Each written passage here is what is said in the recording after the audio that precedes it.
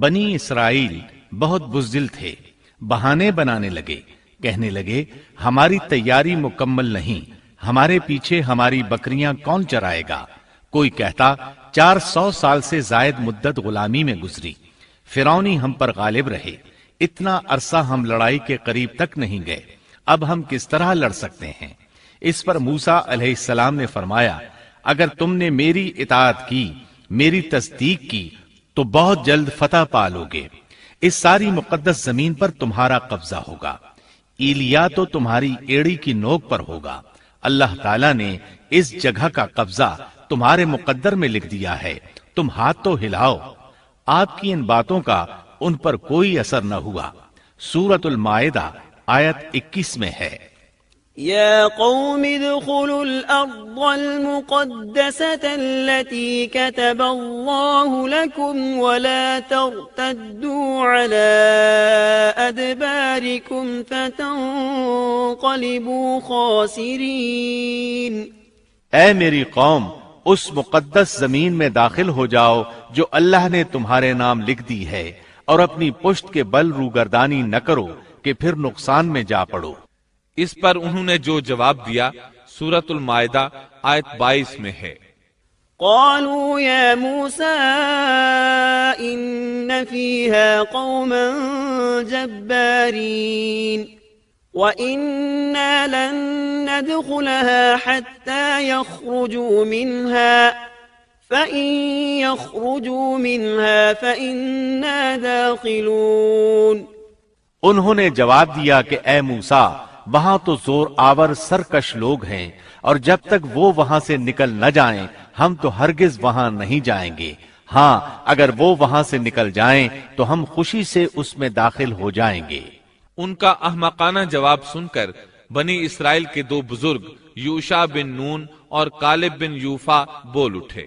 سورۃ المائدہ آیت 23 میں ہے، قال رجلان من الذين يخافون أنعم الله عليهم ادخلوا عليهم الباب فإذا دخلتموه فإنكم غالبون وعلى الله فتوكلوا إن كنتم مؤمنين۔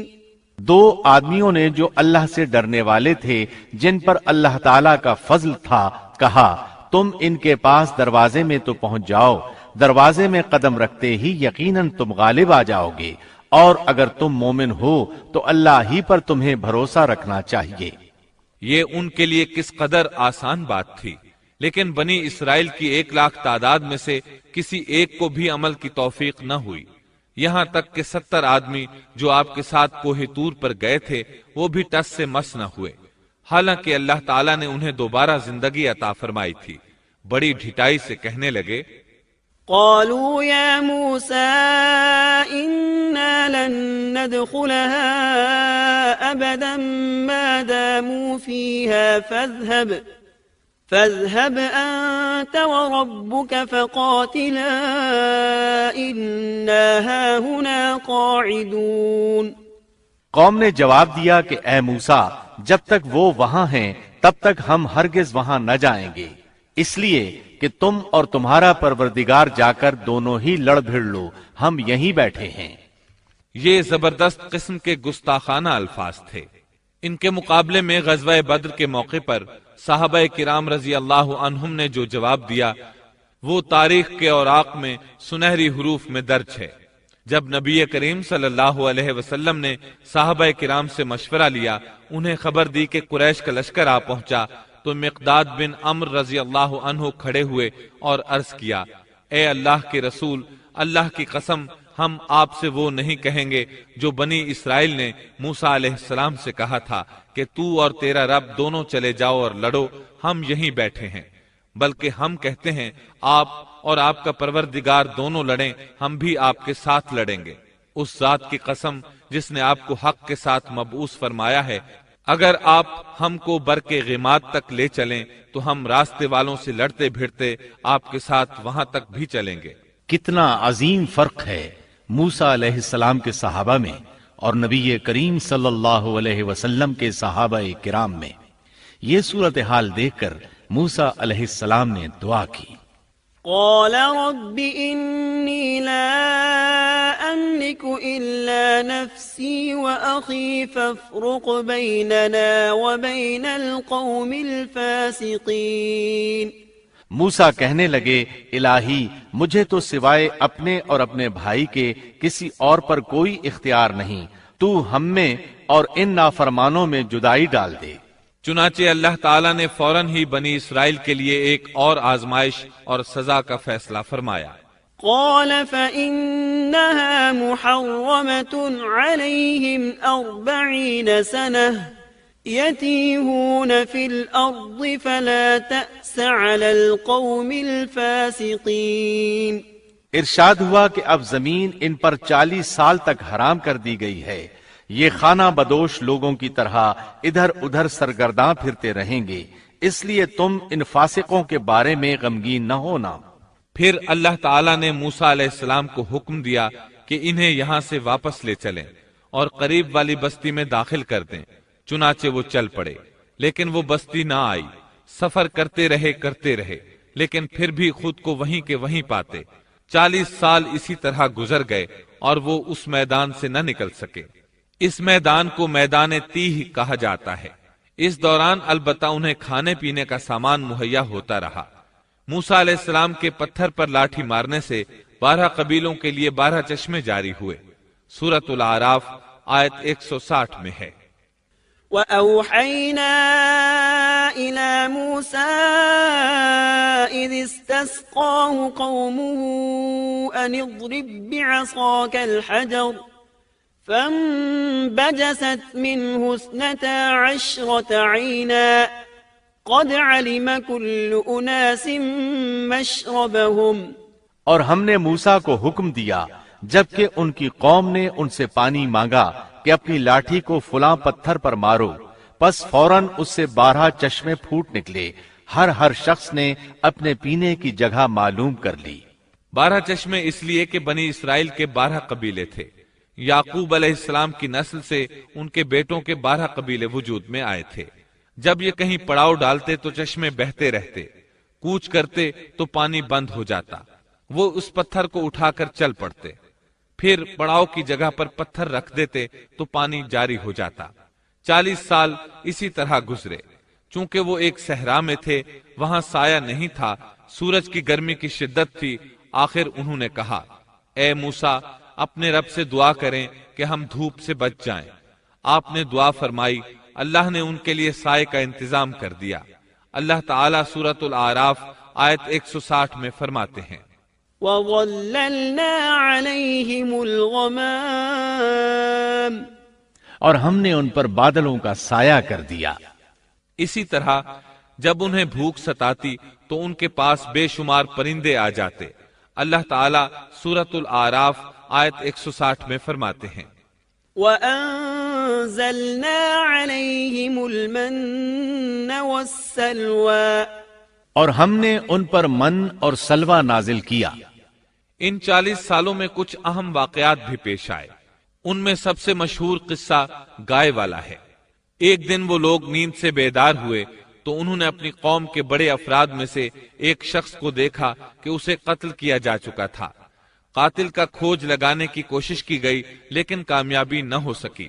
آخر وہ سب موسیٰ علیہ السلام کے پاس آئے۔ آپ نے اللہ سے دعا کی، تب اس سلسلے میں وحی نازل ہوئی۔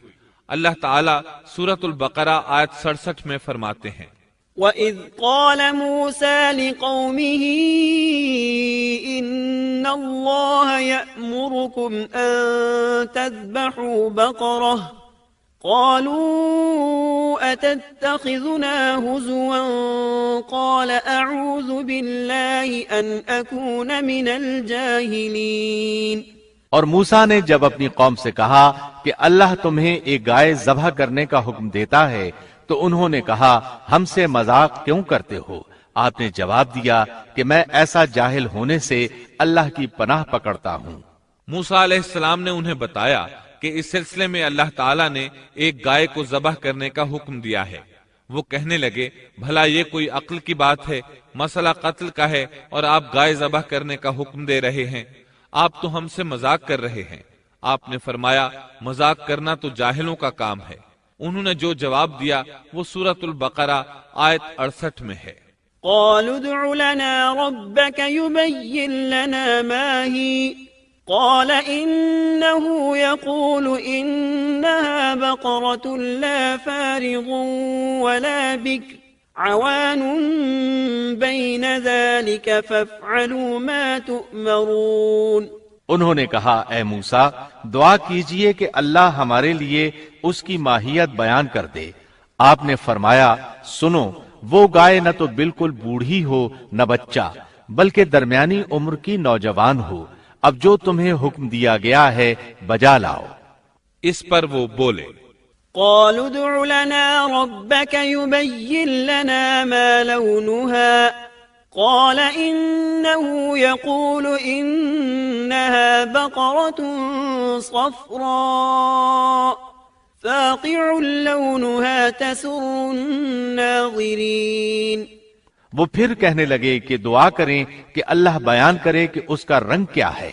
فرمایا وہ کہتا ہے کہ وہ گائے زرد رنگ کی ہو، چمکیلا اور دیکھنے والوں کو بھلا لگنے والا رنگ۔